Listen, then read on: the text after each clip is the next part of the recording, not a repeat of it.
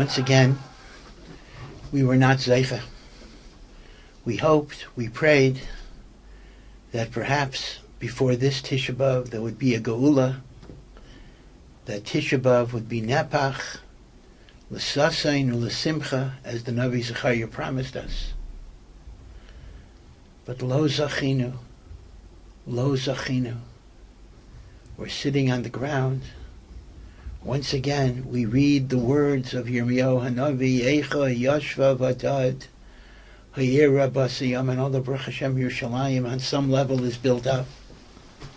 But there is no mikdash, there is no shechina, there is no nevuah, there is no geula.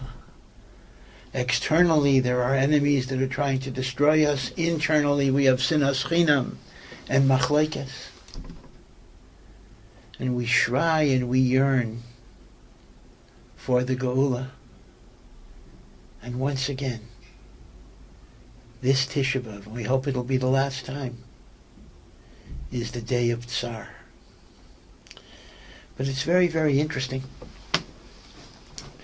There's a ha'ara from Rav Solovyeychik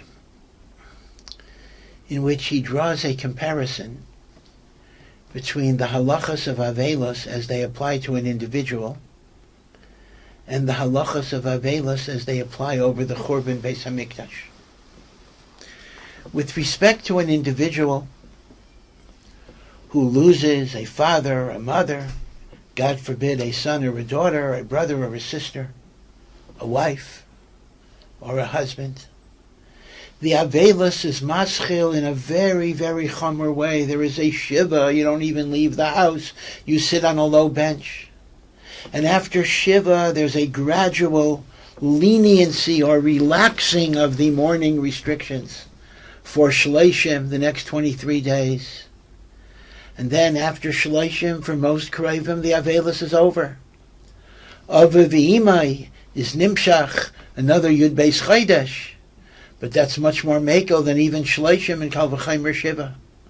So the whole trajectory of Avelos is to start off very, very chamor, and then eventually, gradually get less severe with the passage of time.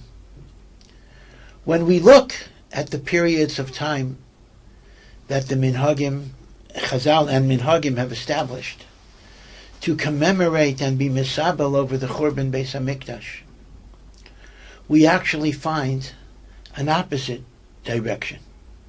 First, we start with the 3 weeks. The emes is, Medina de Gemara, there's really nothing in particular that is forbidden during the 3 weeks. Many, many Sfardim are legamri mekel. Okay, but Ashkenazim, most of Ashkenazim, we don't get haircuts, we don't listen to music, we don't make chasanas. And then we get to the 9 days where we don't wash, we don't take baths or showers.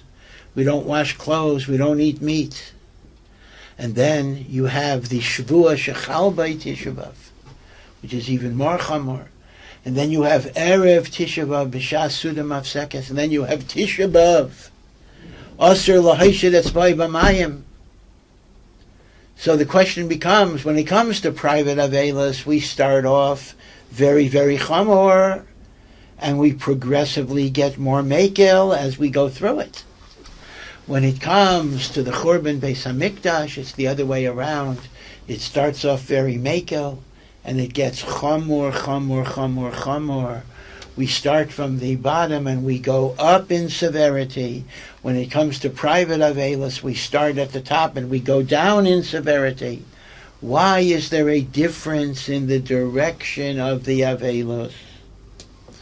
And Rav Solovyeychik was masber that this is because the tachlis of the Avelos, or at least one of the tachlises of the Avelos, is very, very different. When a person loses a loved one, a person loses a parent, a spouse, a brother, a sister, a child, their world is devastated. They are shattered. They don't have the energy to go on. They can barely breathe. They are tzebrachen with tsar. So one of the things that Hilchos Avelos does, one of the things, it psychologically allows you to experience and express your agmas nefesh. in the hope that gradually, la'at la'at, you will again be able to re-enter society and be productive. Your world is shattered, but as long as Hashem gave you life, you have an achrayus to rejoin. So as a result, we have a shiva where you don't even leave the house, and then shleishim, like sticking your toe in a cold water a little bit at a time to get used to it. And the end result is you'll be able to rejoin life. That doesn't mean you forget the tsar, but you compartmentalize the tsar. Instead of the tsar being so overwhelming that it totally fills you and there's no room for anything else, you have part of yourself, part of your heart. You're still mourning of V'imai, your wife, your sibling, your children. That's always there. But you can also go on, because as long as Hashem gave you life, as Rabbi Sosalanter heard from the cobbler in Vilna, as long as the candle burns, you have to work. So that's why Avelis goes min hachomor el hakal, because at least one of the psychological, spiritual functions of Avelis is to get us out of our grief so we can rejoin life. When it comes to the Chorban Beis HaMikdash, we have in Eseinu Harabim, we have the opposite problem. How many of us are so devastated? How many of us are so zerbrochen? How many of us are so broken that I can't go on? Right? If somebody were to say, I couldn't come to shul today because I couldn't get out of bed over the tsar of the Chorban. Litzarenu, that's a gelächter. We don't need rituals to get us out of our grief. Lehepech. We're not margish the tsar at all. We don't even know what it is we're missing. And how can we know what we're missing? How do you explain colors to a person who was born blind? How do you explain music to a person who was born deaf? The Mikdash has been necharav almost 2,000 years. And that was the Mikdash Sheni, and the Mikdash Sheni itself was a Yerida from the Mikdash Rishon, which is many hundreds of years earlier than that. We have no shaykhus. We don't know what it is. We don't know what we're supposed to cry about. We don't even know what it is we're lacking. So yes, we can identify chitzonius. We're in a state of war, etc. And in some ways, the tsaras can be ma'ir us to recognize the need for geula. But we don't know what we're missing. So, if the tachlis of private mourning is to take a person out of his grief so he can rejoin ordinary life, the tachlis of the avelis over the Chorban is the hope that I get into my grief, and through the chitzonius, not getting a haircut or shaving, not making weddings, not listening to music, not having clean clothes, not eating meat or drinking wine, maybe kula hai v'ulai, by the chitzonius I would come to realize what it is that we don't have. And that's why b'dafka, the goal is not to get out of the grief, the goal is to get into the grief. And that's why it goes, min hakal el hachomor. Now the emesis, the generation that saw the Chorban, the generation that experienced the Chorban, and even the dairis that were adjacent to the Chorban, they could be margish this much more. The Medrash tells us in Eicha that Rav Yechanan, the Amayra, used to recount the tsarais of the Chorban, and he was able to give many, many examples, over 100 examples of tsaras. And the Medrash says, Rav Yehuda Hanasi, much earlier, only gave much less.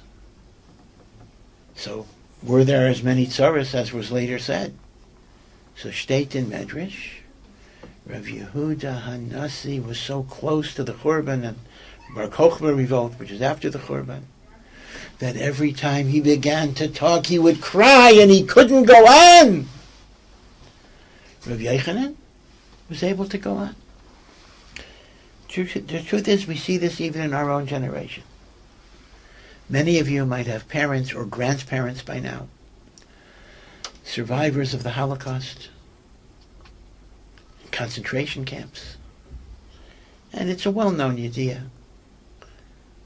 Obviously there are exceptions, but b'derech klal, for many, many, many years, the people that went through the Shoah, went through the concentration camps, did not talk about their experiences, did not describe them, didn't want to be marich. This is a commonplace that kids who were raised as the children of survivors would always say, my parents didn't talk about it. How could they talk about it? They would talk about it. They would talk about the murders. They would talk about the tortures. They would talk about their loved ones. They couldn't go on. But we can talk about Auschwitz. We can talk about Treblinka. We can talk about mass shootings. We can talk about torture. Yes, hopefully we're Margish the Tsar and we know how awful it is. But we're able to talk about it because we're distant. We never experienced it. Chazal say, L'gabe the Churban, it's very much the same thing. Our avodah is to try to understand what it is we don't have. And how do you understand what it is you don't have if you never had it? Bichlal u'bichlal. There is a famous story in Israeli folklore, Shlav Dafka coming as a from story, and that is, in the Six-Day War, when the IDF finally liberated the Old City and the Har HaBayis, the Temple Mount, and some of the first people who came to the Kaisel, to daven, were the Hester Bacharim, and Rav Gorin and Rav Tzvi Yehuda Cook, who was already old, but Rav Cook's son. And they were so in a state of joy at being able to be mispalel at the last remnant. It's only a remnant. It's not even a wall of the Beis HaMikdash, and it's not even a wall of the Azorah, the courtyard of the Beis HaMikdash. It's the retaining wall of the Har HaBayis, but it's a sarid of Beis Elokeinu. So on one hand, you have to rip kriya. It's sad, but at the same time, there's joy. And they're crying and sobbing, both in joy and in sadness at the same time. And next to them, there were other soldiers who were chilonim. And one of the chilonis started crying and sobbing as well. And his friend asked him, somewhat derisively, what are you crying about? You don't know what the Beis HaMikdash is. You don't know what the Kotel is. You don't keep Shabbos. You don't keep Torah. You don't daven to Hashem. Atolo omer klum, atolo oseh klum. Ma atzar sheyesh lecha. What is it that's causing you to cry? And the person gave what becomes an immortal response. He said, I'm crying because I don't know what they're crying about. There's something powerful here. I don't know what it is. So I feel an emptiness. I feel a vacuum. And I'm crying because my neshama, my soul, is so empty. This, in truth, is not just the lament of this very perceptive chiloni. This is us. We are him. He is us. If there's anything we can cry about is, I'm crying because I don't know what I'm supposed to be crying about. What am I missing? Again, this is very reminiscent of a very similar Maisa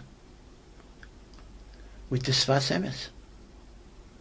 Somebody went to the Sfas Emes and said, Rebbe, I don't know what to do. I can't cry over the Churban Beis HaMikdash. I don't know what it is. And the Sfas Emes said, cry over the Churban of your neshama that cannot be margish, the tsar of the Churban Beis HaMikdash. I'm not lecturing anybody. I'm not giving anybody musar. I'm talking to myself. What is it? What is it? What is the kirvas elikim that we're missing? What is the nevuah? Again, Mashiach will bring many, many brachos even in Gashmias, world peace, etc. But it's more than that. It's not just, gee, I have so many problems in my life, Mashiach is going to solve those problems. Well, a lot of what you think is a problem, Mashiach may not solve. The Rambam says, even Limosa Mashiach. You're going to have to pay your mortgage and pay your income taxes. That's not what Mashiach is about. That's not what Binyan Beis HaMikdash is about. It's about Kirvas Elikim, but what is Kirvas Elikim? So this makes Tisha B'Av a very difficult time. We try to reach it. We try to touch it. It's hard to touch. What's also very, very interesting and difficult is that Tisha B'Av itself has a lot of paradoxes. On one hand, it is the day of ultimate tragedy and sadness. It was the day that it was Nigzar on the Dor HaMidbar because of the Chet HaMeraglim, that they would not enter Eretz Yisrael. And that Gezerah made it a day of Bechia L'Doros, eternal crying. It was the day of the Chorban Bayis Rishain in the hands of the Babylonians. And 490 years later, the 70 years of the Golus Bavel and 420 of the Bayis Sheni, the Romans repeated the Chorban on the very same day. And 60 years later, the Bar Kokhba revolt was crushed in the massacres of Beitar, in which more Jews died in Beitar than even in the Churban Beis HaMikdash. And even in Ruchnius, all of the Gezeras of the Romans against Torah and Mitzvos and Bris Milah are not from the Zman of the Churban, they're from the Zman of Bar Kokhba revolt. And Rabbi Akiva being tortured to death because he was teaching Torah is Nichlal in Harugei Beitar. And the final destruction of Beitar and the Bar Kokhba revolt occurred on the 9th of Av. And it was the day that Hadrian plowed Yerushalayim with salt, again, probably in the aftermath of the Bar Kokhba revolt, not the aftermath of the Churban, destroying fertility. This is what the Mishnah says, and in later generations it may have been the day of the final expulsion of the Jews from Spain and the start of World War I, which essentially is one hemshich with World War II and the Holocaust. So it's a day of Bechia L'Dayres. We all know that. But at the same time, there are elements of Simcha that are built into Tisha B'Av. It is called a Moed. It is called a Yom Tov. We don't say Tachanun on Tisha B'Av because it is a day of celebration. Interestingly, there's an old minhag Ashkenaz, which is not practiced today, but I'll mention it. We know that Tisha B'Av morning, we say many, many kinais, many lamentation poems, dirges, most of which are about the Churban, but the truth is there are kinos about the Crusades, which wiped out Jewish communities in France and Germany, and some even have kinais from the Bava Rebbe and from Rav Schwab and other Machabrim dealing with the Holocaust. And there would be nothing wrong, maybe even appropriate, to have a kina of October 7 if anyone has the kayach to write it. So these are kinais.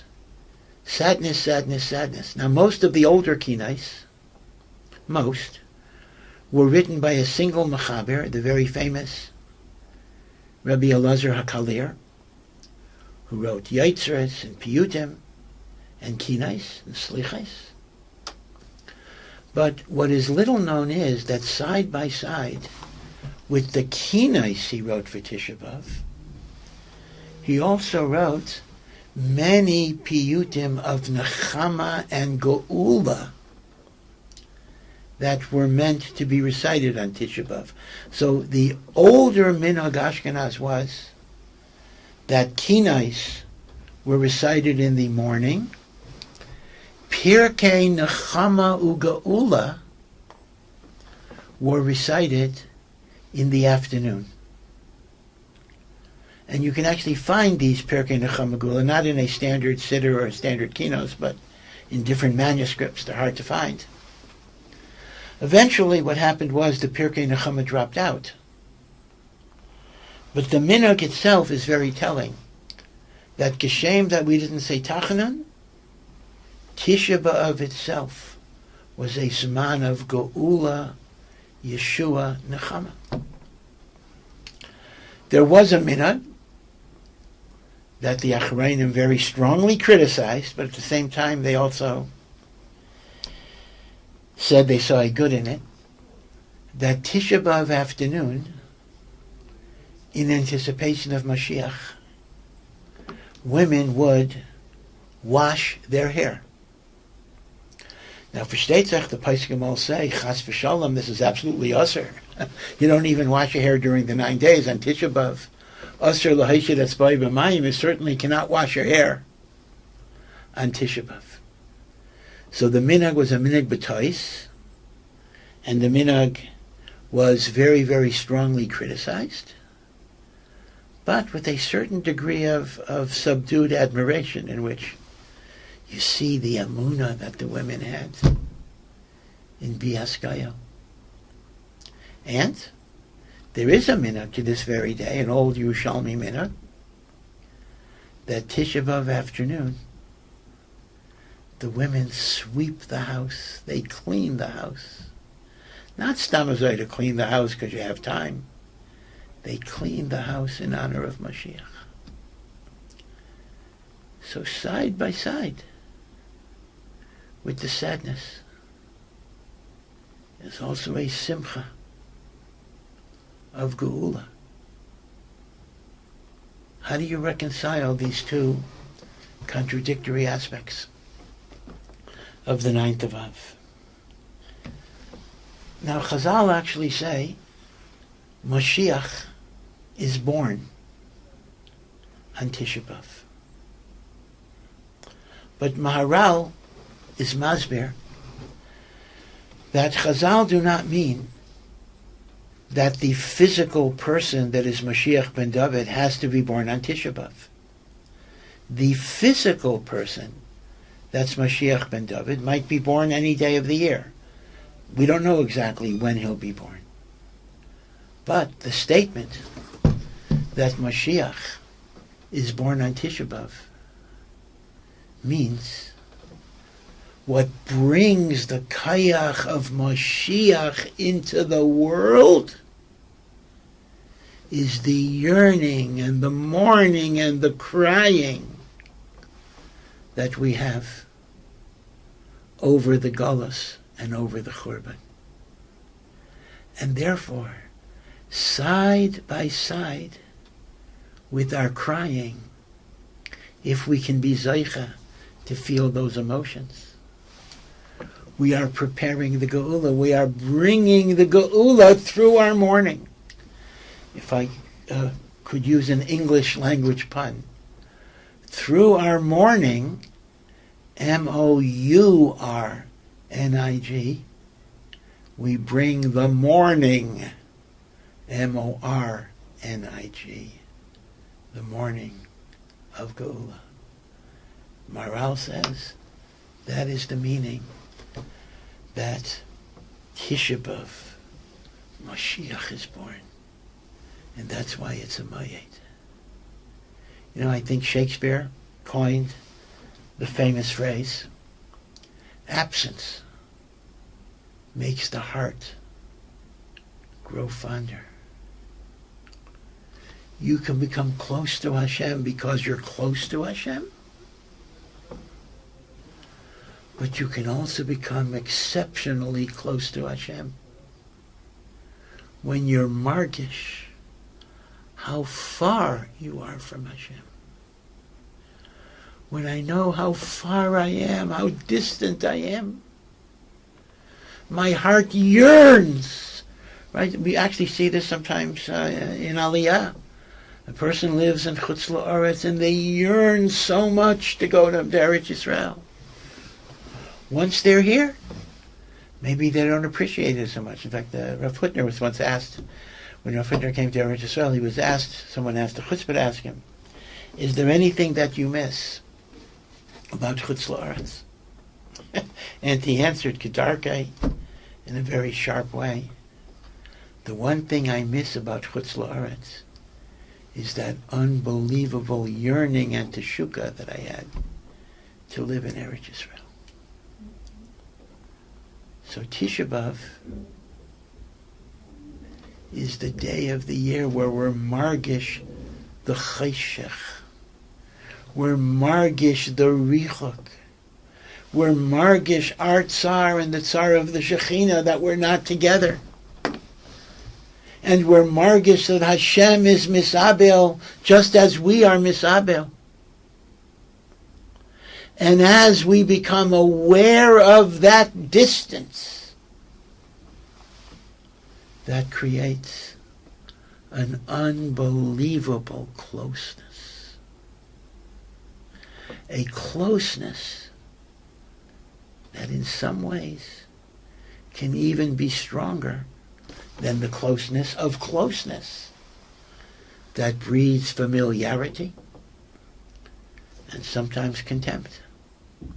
But in an unrelated context, this is one of the reasons why b'makom shebalei tshuva aimdim, the place where the Baal Tshuva stands, tzadikim gemurim einem michaylam lama, because the Baal Tshuva experiences richuk from Hashem, so the kurvas alikim is so precious to him, as opposed to the person who never sinned. He never had the richuk.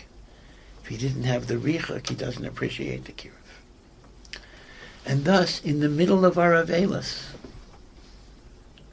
there are sparks of hope, sparks of simcha, sparks of geula, sparks of Yeshua.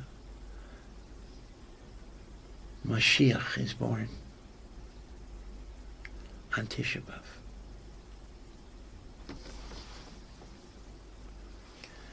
The statement, Kol ha-misabel al Yerushalayim, Zeicha v'raya b'simchasa. All who mourn over Yerushalayim, they merit and they experience its joy. The Chassam Sofer asks the kasha, if it just means those who mourn over Yerushalayim will experience geula, then it should have said it b'lashon osid. Kol ha-misabel al Yerushalayim yizkeh v'yireh b'simchasa. But instead it says, Kol ha-misabel al Yerushalayim zocheh v'roeh b'simchasa. That's present. as you're mourning, you're zoicha v'raya. Why is it a lashon haiva? It should be a lashon osid.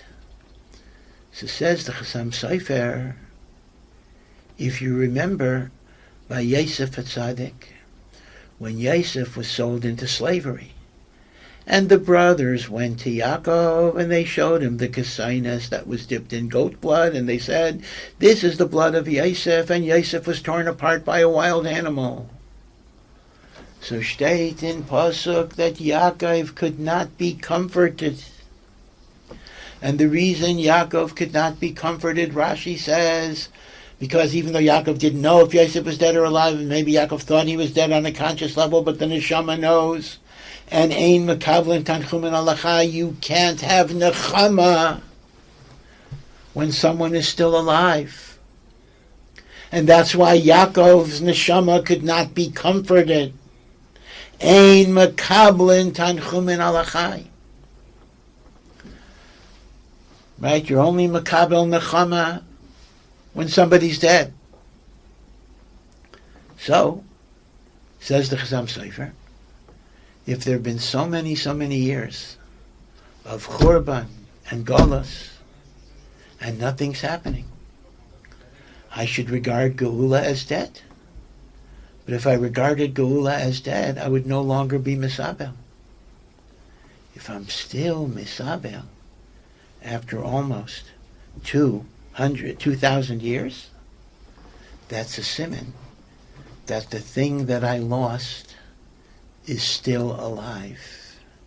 Because if the thing that I lost was dead forever, I would have been makabel tanchumin.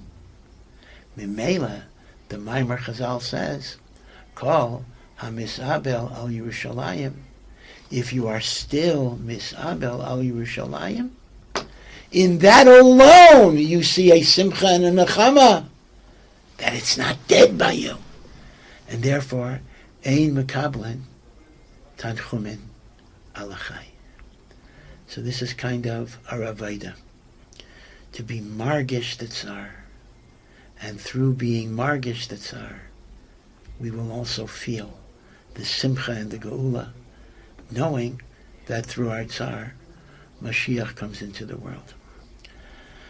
The Rosh Hashiva of Or Sameach, Rav Nata Schiller, Zichrono Livracha, a dear friend that I miss personally, and really the whole Torah, Olam Shel Torah, and the Olam Shel Bali Tshuva, miss tremendously, used to point out that Chazal say there is no nevuah or ruach hakodesh unless you are in a state of simcha.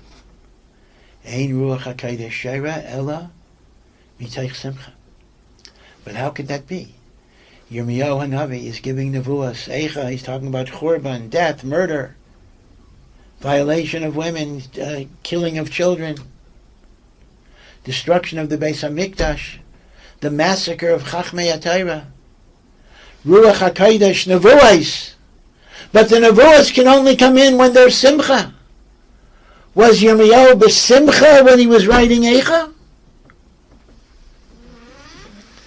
And the answer is, paradoxically, both emotions were existing at the same time.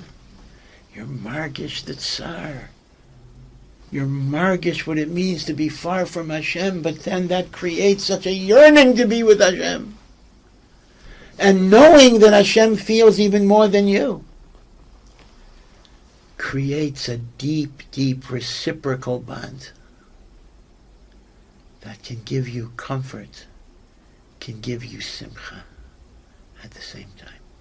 That's kind of the paradox of the Bechia L'Dairais of Tisha B'Av, coupled with the Mayet and the idea that Mashiach will be born on Tisha B'Av. But I wanted to be Messiah with another passage in the Talmud Yerushalmi. The Talmud Yerushalmi says, Kol dor shelo nivne biyamav, Ki'ilu nechrava biyamav. Any generation in which the Beis HaMikdash is not rebuilt is as guilty as the generation in which the Beis HaMikdash was destroyed. This is actually quite an amazing statement. Don't think that the Beis HaMikdash got destroyed because they did those serious averos I'll talk about in a moment. We're not so bad. But we don't have the extra zechus to get the Beis HaMikdash back. The Talmud Yerushalmi is saying, not emes. You don't need a special zechus to get the Beis HaMikdash back. What you need is to rectify the averos which caused the Churban. And if the Churban is caused because of those averos and we still have a Churban, those averos are still going on. Meaning we are as guilty as the generation of the Churban. It's Ki'ilu, the Beis HaMikdash. It's not that it was destroyed and it hasn't been rebuilt. The Talmud Yerushalmi is telling me it is being destroyed and redestroyed and redestroyed every single day. We are being machriv the Beis HaMikdash biyadayim every single day. It's Yadua. Everyone knows the famous Gemara in Yuma that says that the first Beis HaMikdash was destroyed because of the averos of Avodah Zarah, Gili Arayas, Shvichus Damim. These are the most chomer of averos. You have to give your life before you transgress. So we understand that caused the Churban Beis HaMikdash. But the Mikdash Sheni by the Romans, the Yidden were largely Shomer Mitzvahs. They even learned Torah. Why was it destroyed? So the famous Gemara says it was destroyed not because of those chomer dika averos. It was destroyed because of sinas chinam, hatred, groundless hatred. And then the Gemara goes on and says, Bo urei, come and see. The first Beis HaMikdash that was destroyed because of Avodah Zarah, Gili Araya, Shvichus Damim, was rebuilt after 70 years. But the second Beis HaMikdash that was destroyed because of sinas chinam, already at the time of the Gemara it wasn't rebuilt, and we just add today, it's been almost 2,000 years. Sinas chinam. One does not need any extensive research or wisdom to see how devastating sinas chinam is within Klal Yisrael. Now, Baruch Hashem, I don't want to say this is universal. There are many, many pockets and many, many activities of people, families, groups that show love and care and concern. Chas v'shalom mi ka'amcha Yisrael. But it's still very, very clear how sinas chinam is still meraked beinenu as a cancer. And of course, the answer everybody gives is, oh, of course, I'm against sinas chinam. I'm against hating people for no reason. Well, I have reasons. They're apikorsim, they're erev rav, or from the other side, they're fanatics, they're parasites. I don't hate for no reason. But let me tell you this. Nobody hates for no reason. Everybody has a reason. Elamai, sinas chinam says, what you think is a reason is not a good reason. If you look in the Nitziv, the Hakdama of the Hamikdavar in Sefer Devarim, the Nitziv writes, and this was very controversial at the time, the Nitziv himself was attacked. So if anyone wants to attack me, I'm basically saying over in Netziv that the sinas chinam of the Bayis Sheni is when one group would look at another group and say, you're not from enough, you're an apikairis, you're a kaifer, and they weren't willing to see the goodness in the other, which could have created shalom, and with shalom can come mutual understanding and mutual respect. The religious triumphalism was the sinas chinam of the Bayis Sheni. Now, as I say, the Netziv himself was attacked by Kanoim that say he was being too soft on Zionists or whatever the issue would be. I don't want to get into specifics, and I don't want to even apply it to specific contexts. Yishma Chacham v'Yosef Lekach, Dai Lach Kima Bermiza. People can apply this as they see fit to the situations that they face. But when there's pirut, when there's animosity, when there's hatred, when there's resentment, either between groups or within families, there cannot be Ashras HaShechina. And when there cannot be Ashras HaShechina, it's not shaykh for there to be a binyan Beis HaMikdash. In truth, October 7, 2023, the day of Simchas Torah, but also a day of tragedy, when Hamas massacred men, women, children, when Hamas took hostages. A tragic day that got us into a long war with many, many korbanos. And we're not out of the water yet. There was a silver lining to October 7. And the silver lining to October 7 was that for a brief time, there was achdus, there was unity. As every Jew realized, we share a common fate. We have to love each other because it's only Hashem and us is all we have, and that's all we need. And Chiloni, Charedi, Dati Liumi, everybody in between, black yarmulke, knitted kippah, kippah saruga, no yarmulke. We worked together. We came together. And that resulted also in a tremendous hisayrus of tshuva, in which people were making tzitzis and buying tefillin for chayolim who wanted to put them on at the same time. We couldn't even meet the demands. And Baruch Hashem, there was achdus, and many of us thought, maybe, this was Milchemes Gaig u'Magaig or whatever, Chavlei Mashiach. And this achdus and coming together could bring the Geula. But the Tzarenu Agadai Lezachinam, like an elastic band, you can stretch an elastic rubber band, but when you let go, it goes back to where it was. Bad habits die very, very hard. And the pirut, and the machlokes, and the bitterness, and the animosity that existed before October 7, and maybe you don't remember that, but it existed, has come back with even greater force.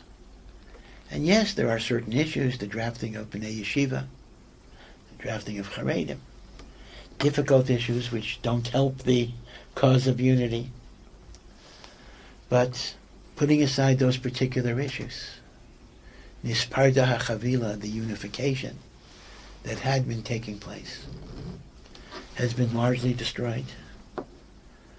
So, one thing we all have to think about is, what can I do to grow in Avas Yisrael? Now again, none of us can change the world. But as Rabbi Yisrael Salanter said, when I was young, I thought I would change the world. But then I realized I can only change my country and then my city, then my family, then my wife.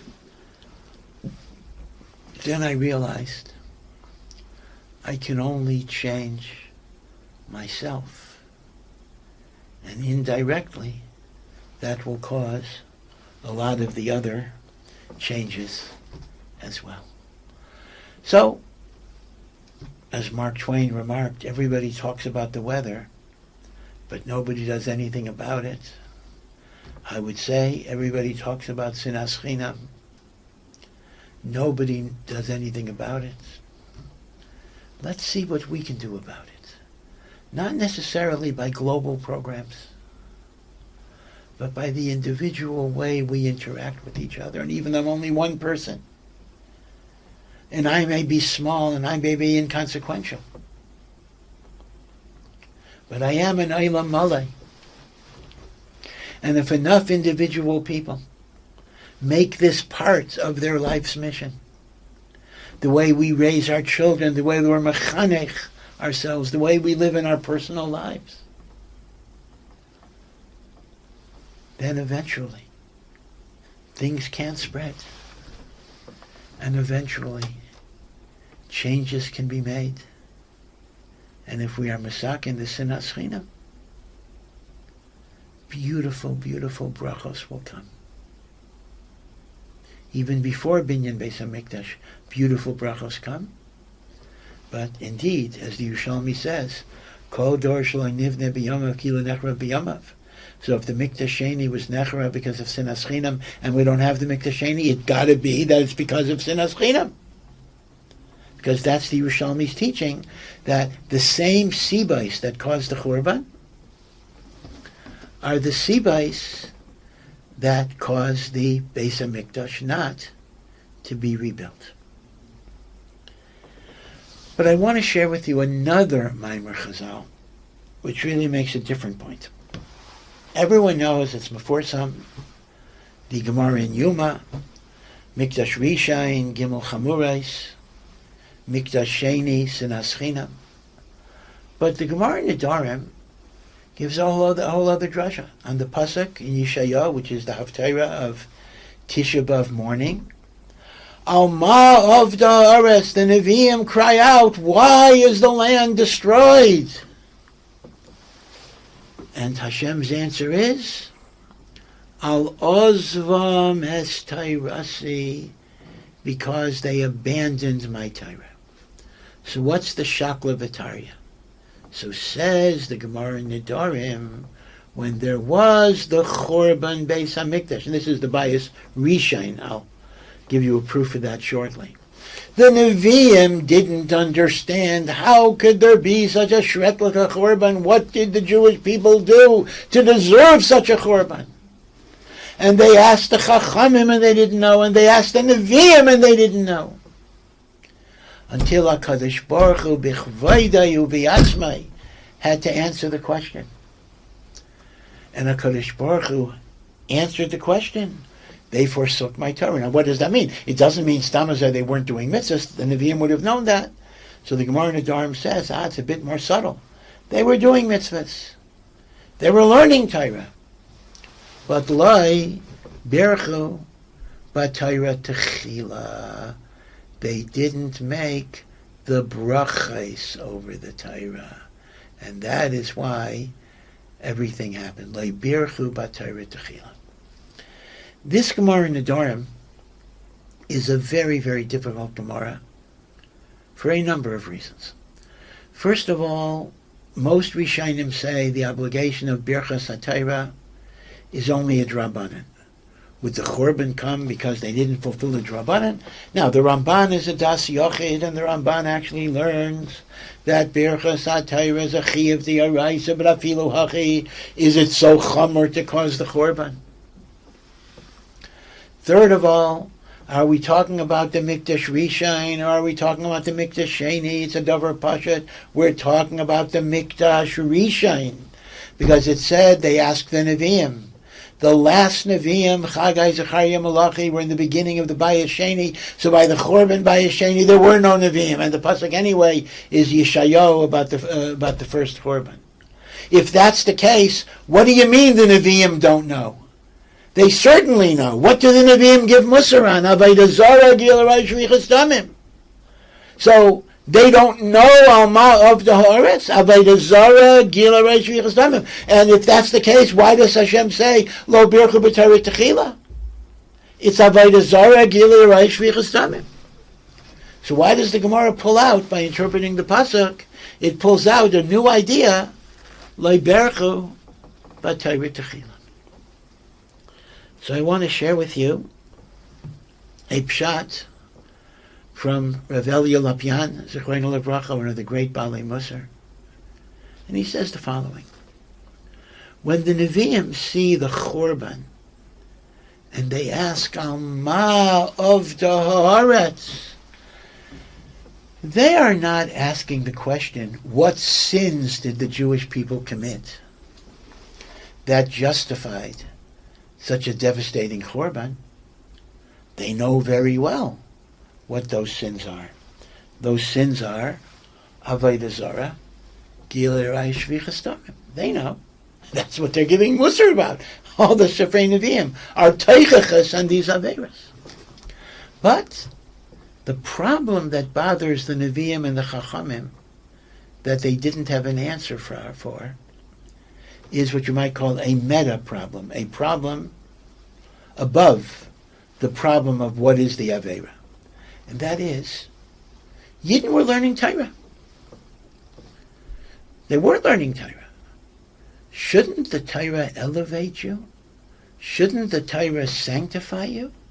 Shouldn't the Torah, as the Gemara in Saita says, be matzil you from these types of sins?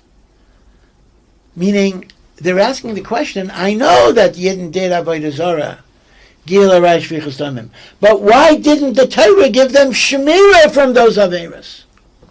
Imagine a situation where you have a bacher who's learning well in a yeshiva, has a start morning seder 9 to 1, he's learning, he's not mavatel, he's then given a break, 2-hour break, till afternoon seder.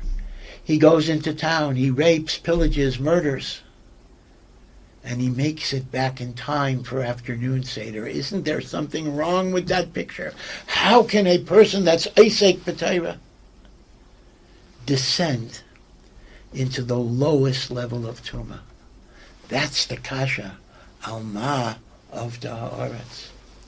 And on that, the teretz is, Lo Berchu B'Torah Techila. How is that a teretz? How is Lo Berchu B'Torah Techila a teretz to that particular problem? So Rav Elia's Masber, at the beginning of Sefer Malachim, towards the end of David HaMelech's life, he is shivering, he is cold, and he is covered with blankets, and the blankets do not give him warmth.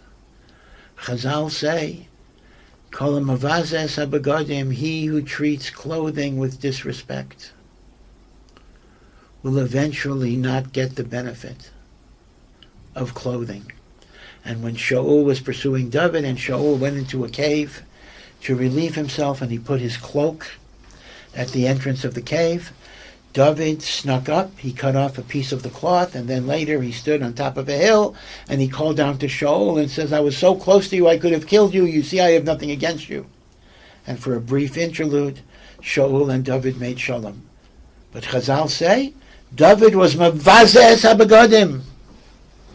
And because he was mavazeh the beged, he didn't get chimum or benefit from begadim, even though it was a different beged. So what do you see from that mimer? As Rav Elia says, we see from that mimer that when you don't treat something with kavod and proper respect, you will not get the tayeles that it is intended to give you. So, if being mavazeh es habegadim does not give you chimum, if you're mavazeh es ha-Torah, you treat the Torah with disrespect and disdain, it will not give you what the Torah is intended to give you, spiritual elevation and purity. So says Rav Elia, Lo bercha b'Torah techila is not simply the technical sin of not making berchas HaTorah, but it represents a certain attitude. They didn't make a bracha because they didn't see the Torah as a gift. They saw it as an imposition. They saw it as a bother. They saw it as something they have to do, and indeed, on some level, they kept it. But without geschmack, without enthusiasm, without passion, without simcha, without joy. And kishem that if you're mavaza es habeged, it doesn't give you chimam. If you're mavaza es haTorah, it doesn't give you shmira. And that's why, in spite of the fact that they were learning, they were capable of avodah zarah, gili araya shvichas damim.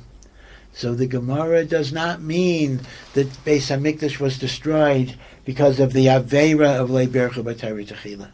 The Beis HaMikdash was destroyed because of avodah zarah, gili araya shvichas damim. That was the cause of the Churban.